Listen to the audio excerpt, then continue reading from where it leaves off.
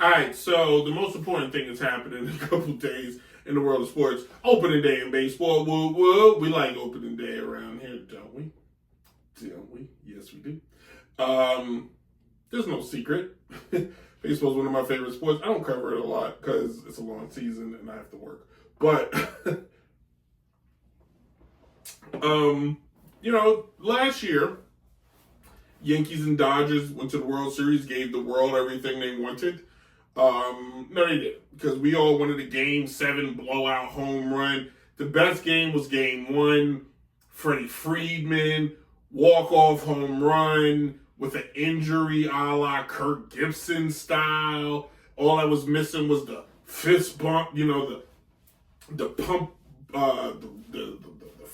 whatever it was called. I don't know. What I decided to do is something I haven't done in a long time.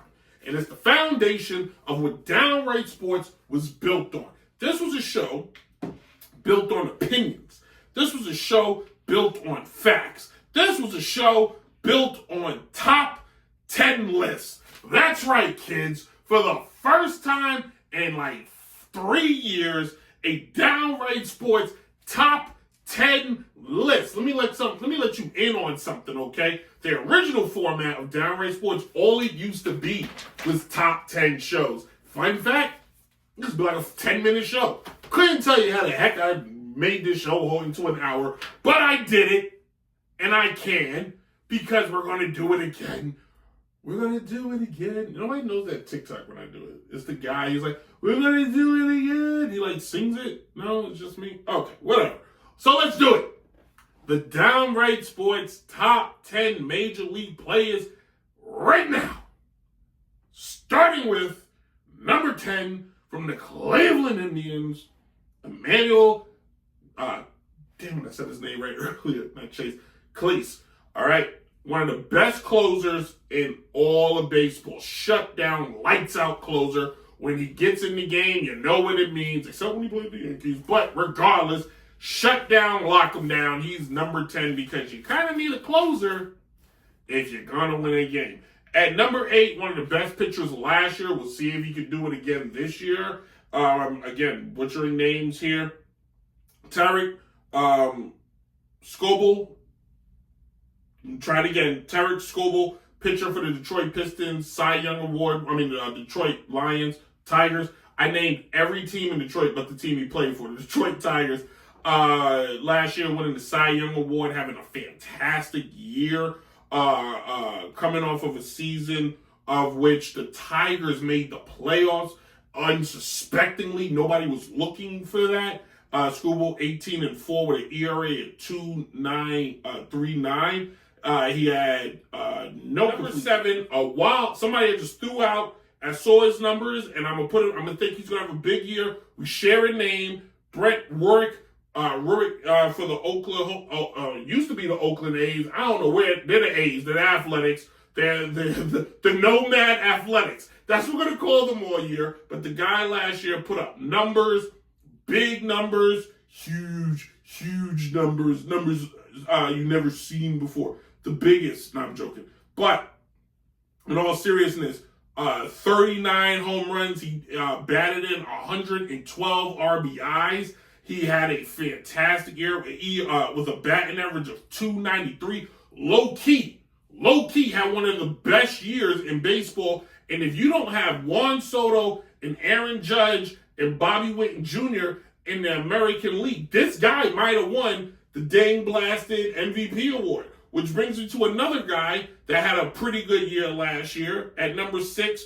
Gunnar Henderson of the Baltimore Orioles. Their stud of a player, a guy who this year, Baltimore, a big shortstop, they're looking for him to have another fantastic year. 37 home runs, 92 RBIs, batting average of 289. He had a strong year. At number 5, the New York Mets, and he may be rated low because of the simple fact he signed with the Mets and not the Yankees, but Juan Soto. The Yankees don't make it to the World Series without Soto. I threw up in my mouth saying it. But Soto was the core reason Aaron Judge had another great year because of the protection he had in the lineup of the fear of if you can't get Judge out, you got to get Soto out, and it's impossible to get them both out. Number 4, Los Angeles Dodger, Mookie Betts.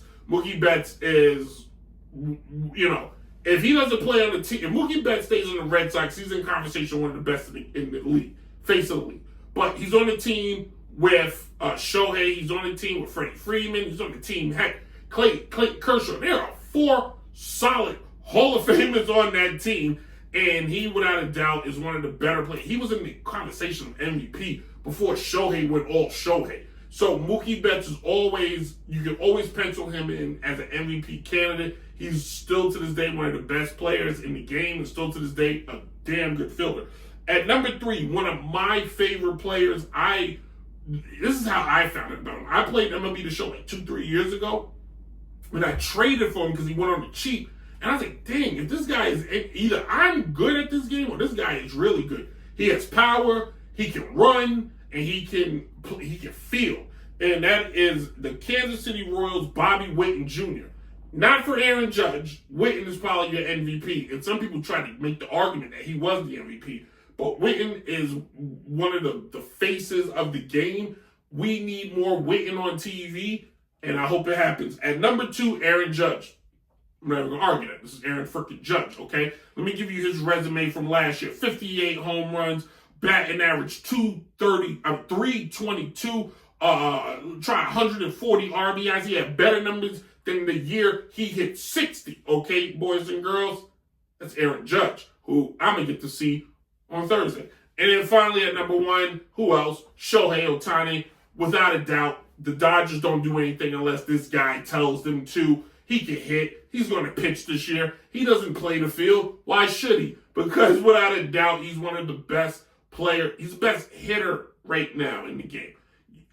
When Shohei pitches, I will give him the classification of one of the best players. But Shohei's not playing the field, which to me is, takes a little off, because a lot of these guys I mentioned outside of the pitchers play on the field. So, but you can't deny, without a question, one of the best in the game. So, that's it. That's it, kids. That's my Pittsburgh. Let's stop in Pittsburgh on the way back. We'll get some tickets for the Pirates. We got tickets, beautiful ballpark. It rained like cats and dogs. So that kind of sucked. But, we got to the ballpark a little late because we left Columbus a little late. And we're hoofing as much as we can. And we got there, and I don't even think we stayed for the whole game. I don't know if she's going to answer me, but I don't think we stayed for the whole game when we went to the Pirates game. We stayed for the whole game, and I wonder if we did. Because that's a good question. I don't think we did. I think we left. Game got kind of boring. We were wet. We were soaking freaking wet. We don't want to get up and walk around. I'm curious. So I don't know. But last Yankee game, stay for the whole Yankee game. Yeah, that's my question.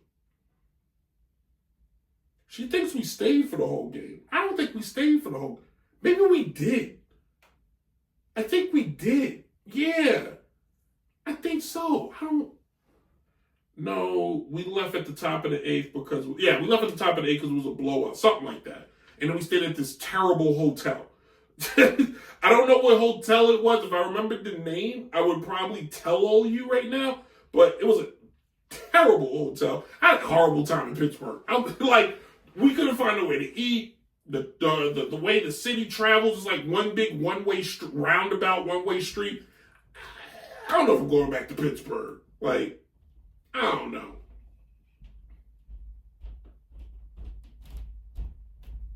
She said, why you talk about the hotel? The hotel was horrible. It was like a bedroom. It literally was like a bedroom. It was terrible. All right. So, yeah. But opening days in a couple of days. I'm excited. I know you're like, why didn't you give a whole big baseball soliloquy? Because I'm tired. And I haven't done a show at 11 o'clock at night in a very long time. But with that being said, hey. Are you talking about the hotel? I'm so sorry to interrupt. You're fine. Yeah. It was a terrible hotel, right? The quality was there. Everything else wasn't. The quantity was not there. The hotel was half the size of the studio. Let's just be real. If not smaller. Not to mention, we needed to get buzzed. They had security at the hotel. You couldn't get in after a certain time. Yeah, and the bar shut down at 9. Yeah, that's why I think the hotel sucks. I couldn't go to the bar.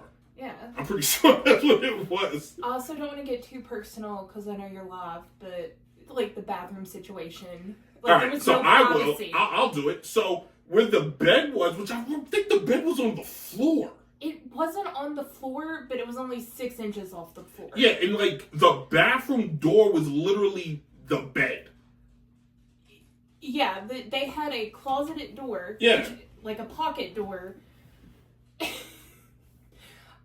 Because if you had a door that swung either way, you either couldn't get on the bed or you couldn't use the commode. Yeah, it was, again, kids, hard. It was down, I don't know where it was. I'm pretty sure it was off the street. They filmed Batman, The Dark Knight Returns. Bro, are you talking about how bad Philly was? Or Pittsburgh was? I already said Pittsburgh was horrible. Pittsburgh was horrible. Yeah, it was like a big roundabout. You couldn't go, like, I couldn't turn nowhere. It was horrible. The stadiums were beautiful. Beautiful stadiums. It was awesome coming across the bridge after you went through the tunnel initially. Yeah, but like the rest of Pittsburgh, like if you're watching the show or listening and you're from Pittsburgh, I don't care. Your city sucks. I'm just gonna go on record and say it. Your city's a sucker. Your city's a sucker. It's a good song. All right, you got a special spoiler. Thanks, baby. Love you.